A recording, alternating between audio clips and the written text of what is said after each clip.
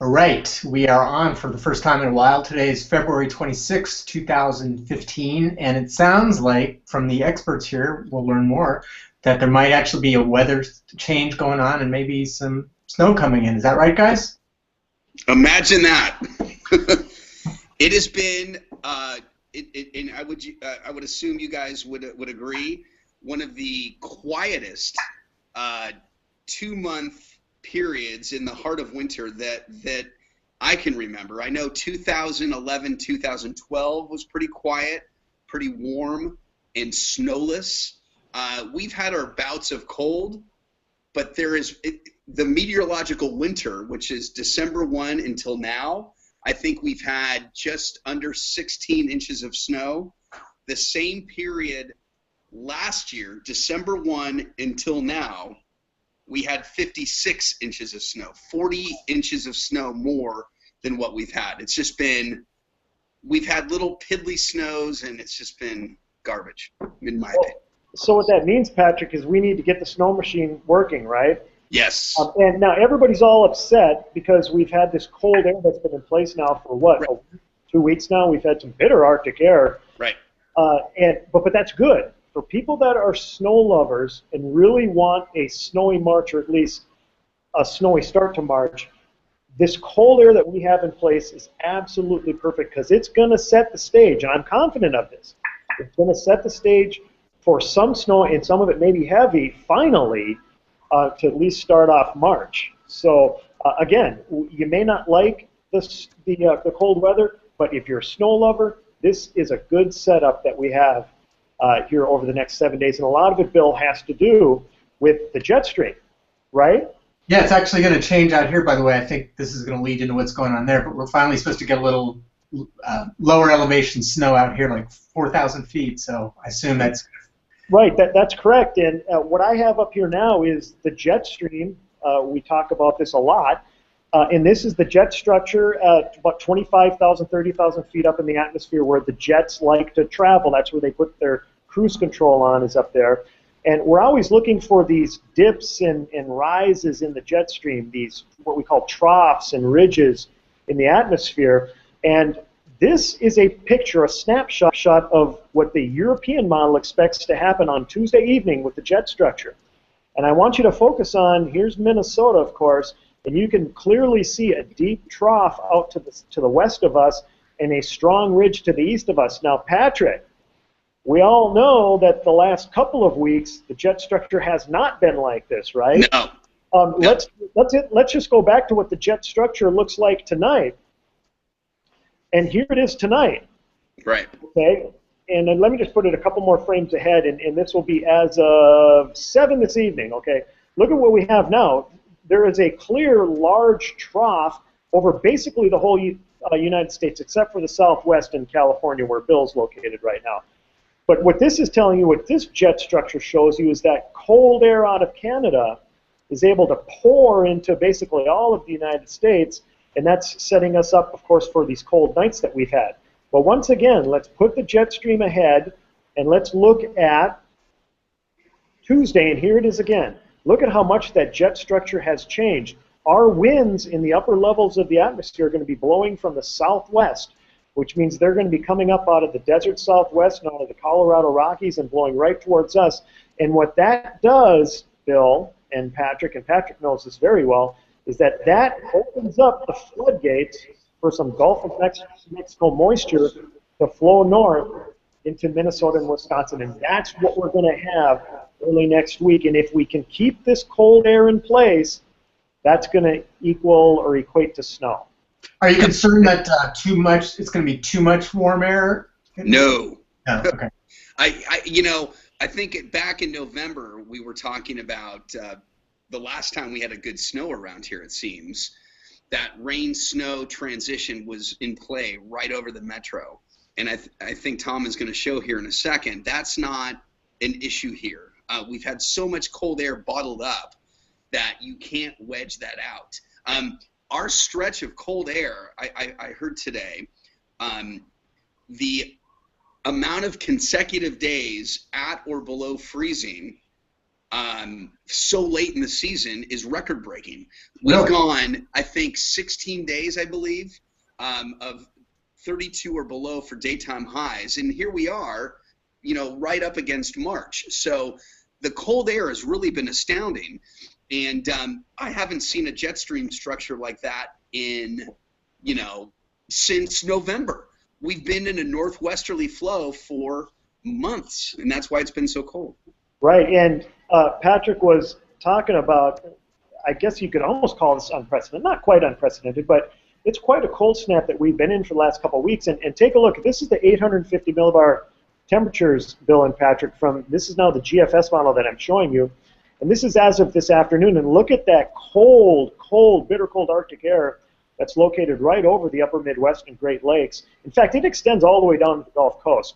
This light blue line, which is the 0 degrees Celsius line, 32 degrees Fahrenheit line, that's all the way down to Houston, New Orleans, Tallahassee, Florida. And this is quite the cold surge that has engulfed basically all of the United States. Now watch what happens, gentlemen, as we go through time. Look at that. Look at how that cold air kind of sits in place, starts to retreat a little bit. Now this is Saturday, but still, that rain snow line is down in Dixie, which means it's got a long ways to travel north before we even have to worry about any sort of a mixture of rain and snow or sleet and ice. Now, as we head into early next week, this is Monday, that rain-snow line is still south of us, but starting to creep north. And look at this Gulf moisture, the warm air that's starting to surge north, Texas and Oklahoma on Monday. And then watch how the storm comes out of the Rocky Mountains on Tuesday morning, and here you can clearly see a clash of air masses across the upper Midwest and Great Lakes on Tuesday afternoon, 1 o'clock p.m. Tuesday afternoon. And what's very important here is the difference in air masses. This is bitter cold air up over Saskatchewan and Manitoba. We're talking temperatures well below zero on Tuesday afternoon up in those areas, but yet temperatures in the 80s likely surging north into Arkansas and Mississippi and Louisiana. That's about 100-degree temperature difference that's going to be developing across North America on Tuesday, and that's going to set the stage for what I believe is going to be a major winter storm somewhere in Minnesota and Wisconsin, not exactly sure yet where. And I think the one question about this setup, the storm is going to be there. It's exactly the track, which we always talk about, but is it going to be a fast mover, meaning the trough is a positively tilted trough, so it just kind of shoots out and we get a 3 to 5 inch snow, or does it become a negatively tilted storm and become a blockbuster? Whenever you have one of these cutoff low, it's not quite a cutoff low, but a energy in the southwest that's lurking, you just got to keep an eye on it, because it's got the potential to grow into something maybe a little bit bigger than what the models are showing right now. That's right. And another graphic I wanted to show you guys, this is the sea level pressure and QPF, quantitative precipitation forecast map from the GFS computer model.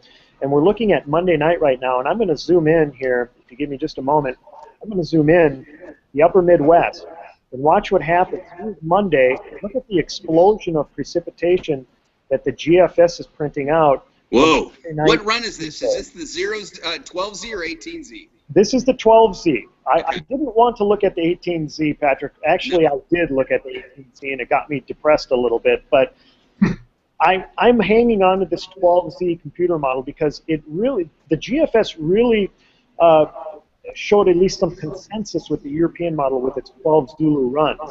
So that's why I'm kind of discounting the 18 Zulu runs right now. But again, this is the 12 Zulu run, and look at this is Tuesday morning. That is an explosion of precipitation over southern and eastern Minnesota and much of Wisconsin. And there's no doubt that the GFS, at least, computer model, has the rain snow line well south and east of the Twin City Metro on Tuesday, with a rain snow mixture maybe into the southeastern corner of Minnesota, but that would be it. And if we were to fluff this up to snow, Patrick, and let me just put the QPF on here. This ought to be interesting. I haven't even looked at this yet.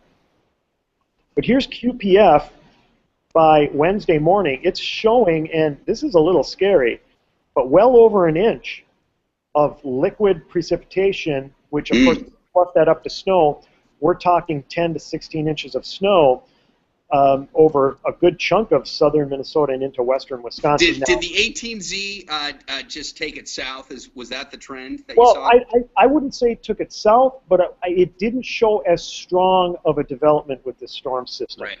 But that's a classic thing with those off-hour runs. 6Z and 18Z runs don't incorporate as much data. Obviously, no raw data really. No sounding data. So those runs you gotta kind of discount sometimes. I think so too, Patrick. And one last map I wanted to show everybody, and this is getting a little technical, but in the weather business, we love talking about this, and this is the Dendrite growth zone.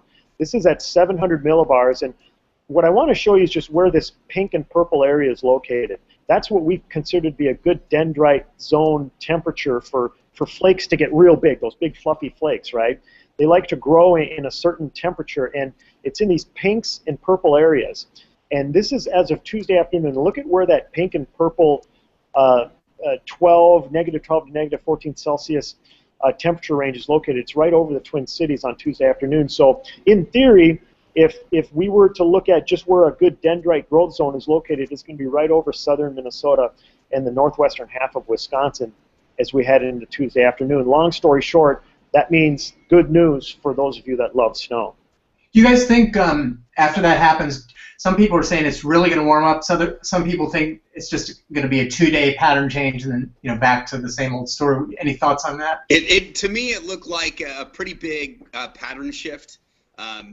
Beyond this thing going through, it looked like, at least from what I saw, the trough that's been over Hudson Bay down through the East Coast is completely turned into a ridge, and in fact, kind of a ridge seems to build over the central part of the country.